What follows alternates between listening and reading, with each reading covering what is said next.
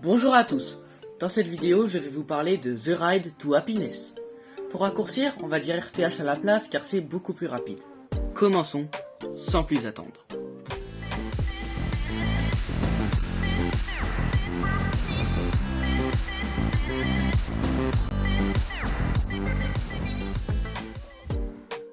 Les caractéristiques.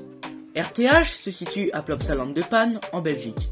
C'est un style launch and spinning coaster ou un extreme spinning coaster par McRide qui a ouvert en 2021. Cette attraction possède une hauteur maximale de 35 mètres, une vitesse de 90 km/h et possède 6 inversions. Elle possède un total de 16 riders par train.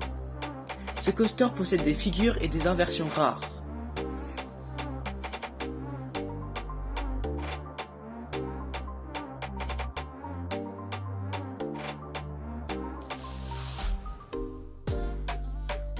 Info.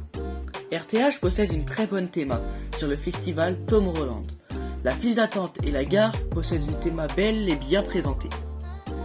Lors du ride, une bande sonore sera présente pour vous mettre dans l'ambiance. Il faut savoir que le compositeur est Hans Zimmer et qu'il a réalisé de nombreuses musiques comme Le Roi Lion, Mission Impossible 2, Pirates des Caraïbes, Interstellar et autres. Voici la bande sonore de l'attraction.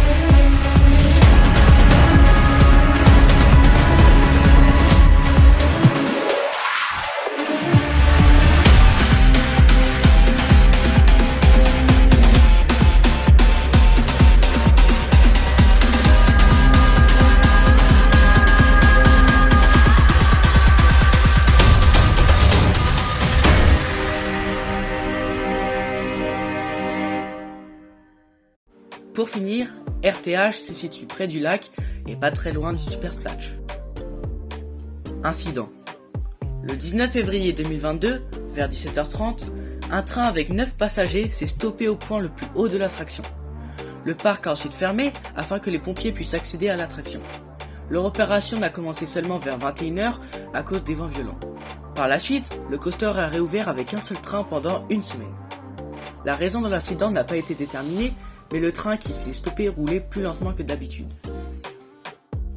Son histoire. En octobre 2018, le PDG du parc, Steve Van Den Kerkhoff, a révélé des plans pour construire une nouvelle attraction qu'il a décrite comme le successeur d'Anibi's The Ride.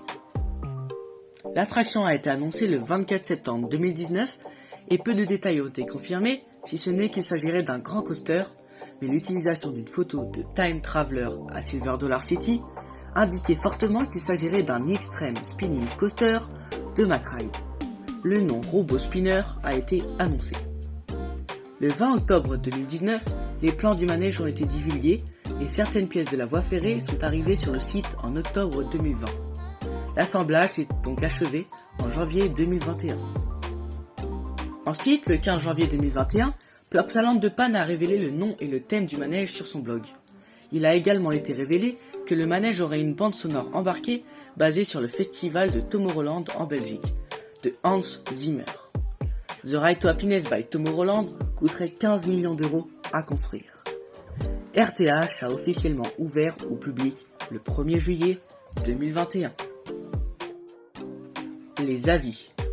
Les avis sont très positifs car ce coaster fait partie des meilleurs d'Europe ou peut-être même le meilleur.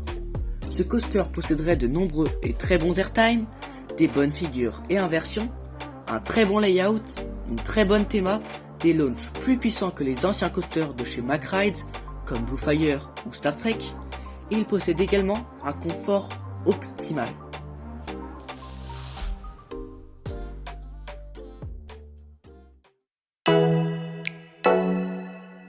Oh.